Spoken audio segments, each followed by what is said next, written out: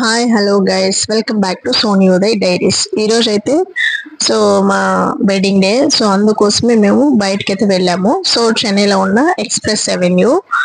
ఇయర్లో వచ్చేసి మేము వచ్చేసాము. చిన్న లాగైతే చూసేద్దాం పదండి.